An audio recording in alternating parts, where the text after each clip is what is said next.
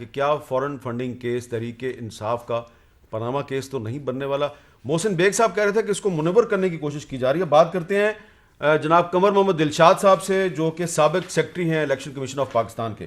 कमर दिलशाद साहब, आपने foreign funding case पे काफ़ी कॉलम लिखे हैं। जो आपका लेटेस्ट कॉलम है उसमें आप ये कह रहे हैं कि तहरीक इंसाफ के वकला अमूमन इलेक्शन कमीशन की कमेटी के रूबरू पेश ना होने के लिए अपनी अदालती मसरूफियात का सहारा ले लेते हैं। और फिर आप कहते हैं कि जी अगर पार्टी के खिलाफ फॉरेन फंडिंग के हवाले से फैसला इलेक्शन एक्ट 2017 की दफ़ा 204 के तहत आता है तो वक्ती तौर पर पार्टी को नाकाबिल तलाफी नुकसान पहुंचने का एहतमाल है। ये बात आपने क्यों की है? दरअसल बात है कि हमने इस पर बड़े प्रोग्राम किए। आपने 2 साल पहले भी, पिछले साल भी इस पर बड़ी ज़ाहिर है कि आपके कैपिटल टीवी पर मैंने बड़ी बातें आपने की, मैंने भी सुनाई। इसमें सबसे बड़ी अहम बात यह है कि जहां तक तहरीक इंसाफ का ये 2014 से ये केस जो है अकबर से बाबर ने दाखिल कराया हुआ है।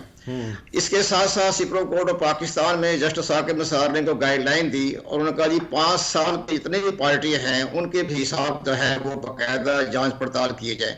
उस पर फारूक हबीब साहब ने पाकिस्तान मुस्लिम लीग, नवाज ग्रुप और इसके साथ साथ उन्होंने पाकिस्तान पीपल पार्टी पार्लियामेंटेरियन के भी असासों के बारे में एक दरख्वास्त जमा करवा दी।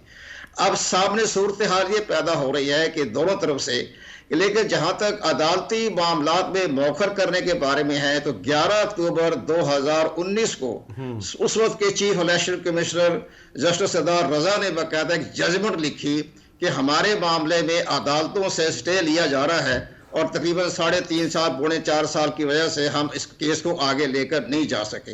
लेकिन बहरहाल अब सुप्रीम कोर्ट की गाइडलाइन के बाद ये बाकायदा एक स्क्रूटनी कमेटी बनी। लेकिन यहाँ सुप्रीम कोर्ट ने ये चाहिए था, जैसे JIT के ऊपर एक मॉनिटरिंग टीम, मॉनिटरिंग जज मुकर्रर किया था, ये बड़ा अहम केस था। इसके ऊपर भी कह देते कि ये इलेक्शन कमीशन का या कोई भी आदमी जो है इसकी मॉनिटरिंग करता रहे और हमें इसकी 15 दिन या महीने के बाद रिपोर्ट पेश करें। लेकिन हमारी जो स्क्रूटनी कमेटी थी उन्होंने 1.5 साल तक इस पर लगाए रखे और अपने फारूक हबीब साहब भी बाकी पार्टी भी जाते रहे। लेकिन मैं ये चाहना चाहूँगा कि इस पर हमारा जो इलेक्शन एक्ट जो है 2017 का जो सेक्शन 204, 208, 209, 210, इस पर बड़ी बहस हो चुकी है। लेकिन मैं ये अर्ज करना चाहूँगा कि चंद परसों जो है पाकिस्तान के प्राइम मिनिस्टर इमरान खान ने ये कहा कि मिडल ईस्ट के 2 ममालिक जो हैं वो नवाज शरीफ की पार्टी को और पीपल पार्टी को फंडिंग देते हुए फंडिंग दे रहे हैं। तो ये एक प्राइम मिनिस्टर पाकिस्तान ने इतना बड़ी बात अहम कह दी कि ये उनके पास का, जी मैं नाम नहीं ले सकता कि ज़ाहिर हमारे ताल्लुकात ख़राब हो जाएंगे। तो मैं ये चाहूँगा आपकी वसातत से, आपने बड़ा इस पर काम किया हुआ है, मोहसिन बेग साहब बैठे हुए हैं, हम ये चाहेंगे कि इलेक्शन कमीशन ऑफ पाकिस्तान को इलेक्शन एक्ट 2017 का सेक्शन 212 और उसका C है, उसके तहत आज खुद नोटिस लेकर वो प्राइम मिनिस्टर साहब पूछे कि हमें बताएं कि फंडिंग कैसे आए इन कैमरा। अच्छा, एक minute, election commission of Pakistan भी आज खुद नोटिस ले सकता है? हाँ, वो तो ले सकता है, उसके पास बेपनाह इख्तियारात है ना। इलेक्शन एक्ट 2017 ने उनको बेपनाह इख्तियारात दिए। तो इलेक्शन कमीशन ऑफ पाकिस्तान आप चाहते हैं कि प्राइम मिनिस्टर से पूछे कि बताएं कि पीपल्स पार्टी और मुस्लिम लीग नून को किस मुल्क ने कितनी रकम दी है?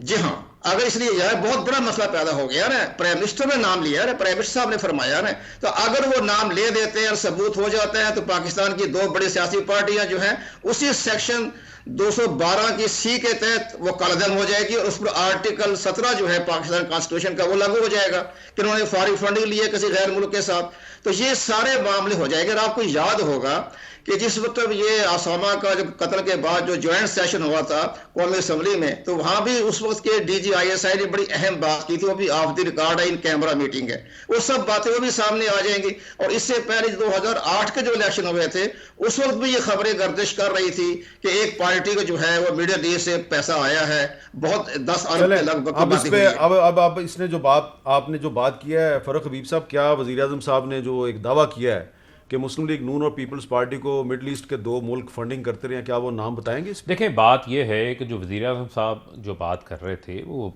सहाफ़ियों को इंटरव्यू दे रहे थे, उस हवाले से इलेक्शन कमीशन में डिस्कस जो आजकल ज़ेर बहस केस है फॉरेन फंडिंग, उसका हवाला जिक्र हुआ। उसमें उन्होंने कहा कि मुझे 2 ममालिक, यानी उन्होंने किसी ख़ास खित्ते का जो है वो नाम नहीं लिया क्योंकि वो एक ज़िम्मेदार पोजीशन पे है। उन्होंने कहा मुझे 2 ममालिक ने मुझे भी ऑफ़र की थी, मैंने इनकार किया। ठीक है, वो इनको भी फंडिंग करते रहे हैं और साथ में उन्होंने उसका हवाला भी दिया। देखें, अब मामला ये है कि अब तो मामला इलेक्शन कमीशन के सामने है ना।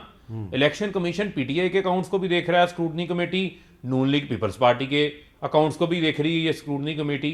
हमने भी अपने सबूत वहां पर जमा करवा दिए हैं, पीपल्स पार्टी नून लीग भी अपने सबूत वहां पर जमा करवा दे।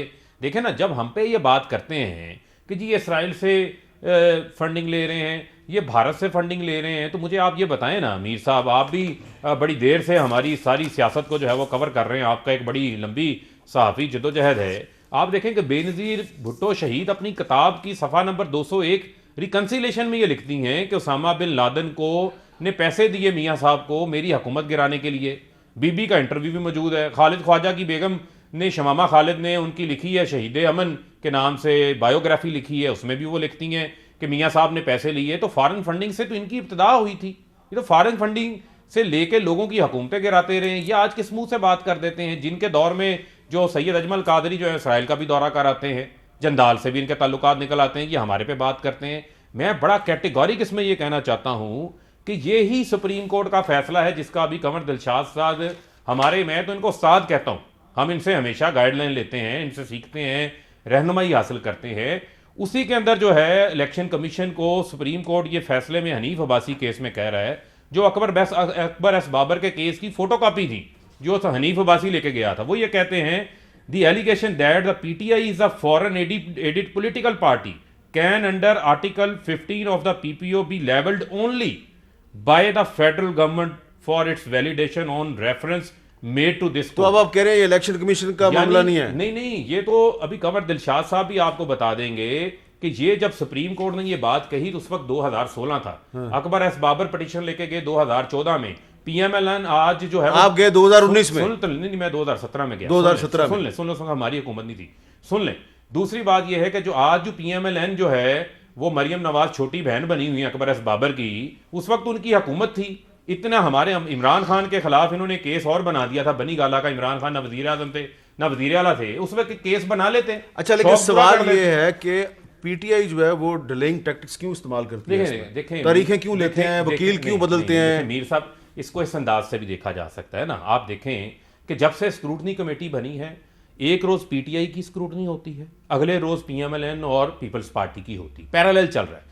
किसी वक्त भी हमने स्क्रूटनी कमेटी के रास्ते में रुकावट नहीं डाली। जहां तक रह गई बात इलेक्शन कमीशन के हवाले से, तो जो कानूनी माहिरीन होते हैं वो हर केस को कानून की नजर से देखते हैं, उसकी मेंटेनेबिलिटी को देखते हैं, लीगल पॉइंट ऑफ व्यू को देखते हैं। पनामा केस में आप देखें कि मखदूम 4 वकील बदले मियां साहब ने, अकरम शेख कतरी खत वाले, आप देखें कि तो आप भी मियां साहब की तरह चल रहे हैं। कानूनी माहिरीन की स्ट्रेटजी बता रहा हूं। ठीक है। सलमान, उसके बाद सलमान भट्ट साहब आ गए, मखदूम अली साहब आ गए, ख्वाजा हारिस साहब आ गए, हमारे अनवर मंसूर साहब अटॉर्नी जनरल बन गए थे। अच्छा बेग साहब, आप क्यों कह रहे हैं कि इनके लिए मसला हो सकता है तहरीक इंसाफ के लिए? मसला यही है जी, जो कंवर साहब ने भी उसी को पॉइंट आउट किया। बेसिकली फॉरेन फंडिंग में घपले तो हर जमात में है, और वो जो लॉ इलेक्शन कमीशन ने बनाया हुआ वो इतना वेग सा है अनटिल कि आप बहुत हार्ड टाइप ऑफ प्रूफ लेके वहाँ पहुँच जाएं, जो कि एस बाबर साहब ने काफ़ी दिनों से दिया है। अब जो इन्होंने जवाब दाखिल करवाया और जिसमें इन्होंने एडमिट भी किया कि कुछ गलतियां हैं, एजेंटों के जरिए पैसे लिए, एजेंटों के जरिए फंड्स कलेक्ट। मीर साहब आप खुद अपॉइंट करते हैं, एक बात, और दूसरी बात यह है कि जो एजेंट इन्होंने मुकर्रर किए वो पीटीआई के लोग हैं, वो कोई गोरा एजेंट नहीं है या कोई अफ्रीका का नहीं है, ठीक है ना जी, वो पीटीआई के और पाकिस्तानी लोग हैं।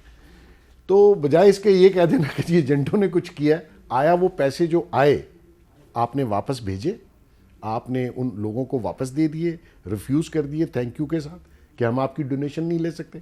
ऐसा नहीं हुआ, आपने वो पैसे इस्तेमाल किए, और इस्तेमाल करने के बाद जब ये पॉइंट आउट हो गया तो तब आपने ये इल्ज़ाम अगर उन पे लगाते हैं तो ये वैलिड नहीं होगा कोर्ट ऑफ लॉ में। अच्छा, मेरी नज़र में। ठीक है, मैं इसको क्विकली रिस्पॉन्स कर देता हूं। क्विकली देखें, ये जब मनी अब दुनिया के अंदर सख्त तरीन कवानीन है, एंटी टेररिज्म फाइनेंस के हवाले से है, मनी लॉन्ड्रिंग के हवाले से है, वहाँ पे आप फारा के तहत अपने आप को रजिस्टर्ड करवाते हैं एज ए एजेंट। जो बात मोहसिन भाई कर रहे हैं उसमें हकीकत नहीं है। हमने जितने अपने अकाउंट सबमिट किए हैं वो नोटराइज्ड होके आए हैं, ओवरसीज पाकिस्तानियों के हैं जो $22 मिलियन सालाना इस मुल्क को भेजते हैं। उसमें कोई पैसा जो है वो फॉरेन फंडेड नहीं है, फॉरेन नेशनल का नहीं है, ये हमारा एफिडेविट जमा है।